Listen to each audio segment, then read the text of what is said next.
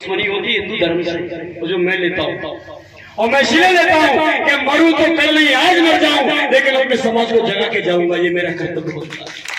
उसमें भी आप लोग सुन नहीं रहे होते, सुन लो, क्योंकि सबसे ज्यादा गड़बड़ जो महिलाएं करती है, आदमी तो मान भी जाता है। भमरिया ये नहीं कि चक्कर लगाते, इसको तो चक्कर कहते, भमरिया कहते हैं भमर में फंसने वाले। और जो हमारी बेटी उस आदमी के चक्कर में फंसी रहती थी, भमर में फंसी थी, ये निकल नहीं पाती थी, तो कहती थी मेरी पहली भमरिया, पहली मतलब पहले दिन भमर में लड़की फंसी है।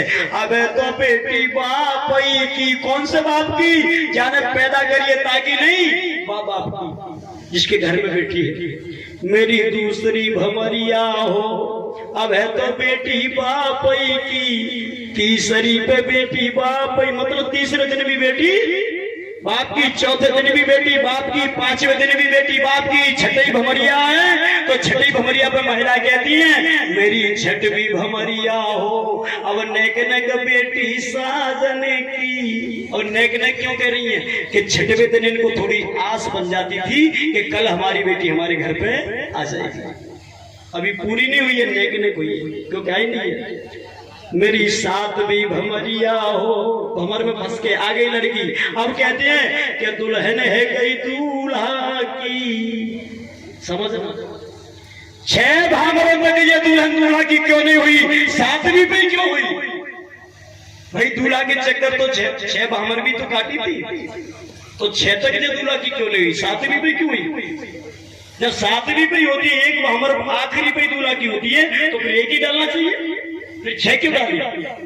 इसका मतलब ये हमारी बेटी 6 दिन तक अपनी इज्जत को उस भमर में फंस के लुटवाती रही, और फिर वो इज्जत का भूंगा भेड़िया बेटी के हमारे घर पे कर गया।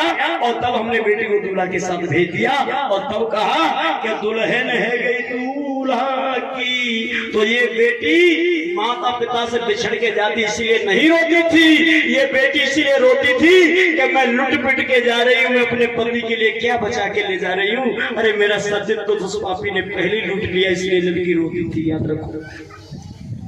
आज तुम दुल्हन को ब्याह के तो लाते हो, लेकिन द्वार पे जाके दूसरे के द्वार पे क्यों बिठा देते हो चदरा बिछा के, जानते हो? क्योंकि वहां पे जाने के बाद भी उस दुल्हन का शुद्धिकरण किया जाता था कि अशुद्ध होके जाइए। और शुद्धिकरण कैसे होता था कि दूल्हा के साथ बाद में जाएगी, एक दिन वहां के पुरोहित पंडा के साथ में एक दिन फिर रहना पड़ता था, मतलब दूसरे के घर पे एक दिन भी फिर रहना पड़ता था। इसीलिए आज हमारी दुल्हन को जब लाते हैं तो दूसरे के द्वार पे चदरा बिछा के बिठा देते हैं। अब जब घर के अंदर लेते तो तब कैसे लेते हैं? आ जाओ, पानी क्यों डाला? क्योंकि ये लड़की अशुद्ध होके आई है, और घर में आएगी तो पानी डाल के पवित्र हो गई। एक एक बात का अर्थ है, लेकिन तुम लोगों ने कभी ध्यान, तुम लोग उसी में रहे। जय श्री राम, जय राधे श्याम, बोल वृंदावन बिहारी लाल की जय, इसी में लगे रहे। लेकिन कभी ये ध्यान नहीं दिया कि हमारी बहन बेटियों का, हमारे माता पिता का, हमारे बच्चों का सत्यानाश अगर किया है तो सिर्फ और सिर्फ इन पाखंडियों ने, इन लुटेरों ने किया है। और इसको लूट से, इस पाखंड से अगर बचाया है तो किसी 33 करोड़ देवी देवता, काली माता, गोरी माता, या चंडा चामुंडी, या नरवर वाली, या पीतम्बरा देवी ने नहीं, अगर इस कलंक से बचाया है। आज हमारी बेटियों को किसी के घर पे नहीं जाना पड़ता। आज हमारी बेटी दूल्हा के लिए आई है तो दूल्हा के लिए जाएगी। आज हमारी बेटी का कोई एक दिन भी सत्यत्व नष्ट नहीं कर सकता। किसी माई के लाल ने ऐसा बच्चा पैदा नहीं किया, किसी मैया ने ऐसा लाल पैदा नहीं किया जो हमारी बेटी को अंगुली लगा सके। तो ये ताकत अगर दी है तो मेरे परम पूज्य बाबा साहब डॉक्टर भीमराव अम्बेडकर ने दी है, जिसको हम 24 घंटे भूलने का काम करते हैं। हमारे जैसे नालायक बच्चों को चुल्लू भर पानी में डूब के मर जाना चाहिए। तब हमने बीड़ा उठाया कि हम नौकरी नहीं करेंगे, हम कथाएं करेंगे, और कथा करके हम अपने महापुरुषों के मिशन को बढ़ाएंगे, और जो हमारा समाज सोया हुआ है हम उसे जगाने का काम करेंगे। तब हम यहाँ आए, और कहना सुनना मेरी अर्जी है, और मानो या नहीं मानो तुम्हारी, मेरा काम है जगाने का। जागना हो तो जाग जाओ, और नहीं जाना है तो जागना है तो मैं तो कह रहा हूँ और गहरी नींद में सो जाओ, मेरा क्या बिगड़ा है? मैं तो जाग गया हूँ, मेरा परिवार जागा है, मेरे साथ जो रहते हैं सभी जागे हैं। और 5 दिन इन्होंने रामदीन भैया ने, माता दीन विजेंद्र भैया जी ने, रामजी लाल जी ने, चरण सिंह जी ने,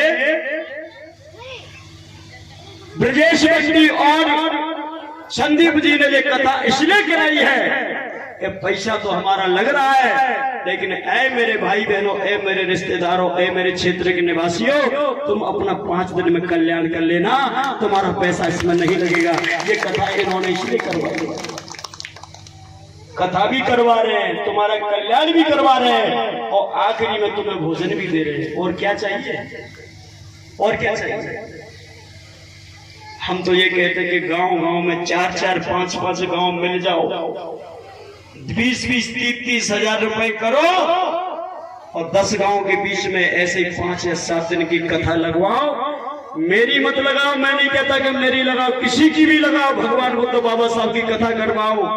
और बहुजन समाज के अंदर, गरीब दलित बहुजन समाज के अंदर जो हमारे भाई बहन जिनका शोषण हुआ है, जो सो रहे हैं, उनको जगाने का काम करो, तो 5 साल के अंदर वो क्रांति आ जाएगी कि पूरे देश के अंदर बाबा साहब की जय होगी। इसमें दूसरा लाभ किसी दूसरे का नहीं चलेगा, ये मेरी गारंटी। लेकिन आप करके तो देखो, करके देखो। इसमें तो अब बता दिया मैंने, भामर क्यों नहीं डाली जाती, यही कारण है। इसीलिए मैंने भामर नहीं डाली, क्योंकि मैं जानता था कि मेरे लिए जो लड़की आ रही है वो भंवर में फंसी हुई नहीं आ रही, उसको किसी भी भंवर की आवश्यकता नहीं है। मैं जानता हूं कि मेरी बेटियां जब जाएंगी तो स्वतंत्र होकर जाएंगी, किसी माई के लाल के भंवर में फंस के नहीं जाएंगी। तो मैं फिर भंवरिया क्यों कहूं, क्यों कहूं कि मेरी बेटी भंवर में फंसी है? ये भंवर हमारे धर्म का काम नहीं है। फिर मर्जी आती है, बेटी बेटा दोनों खड़े हो जाओ, हाथ में माला ले लो,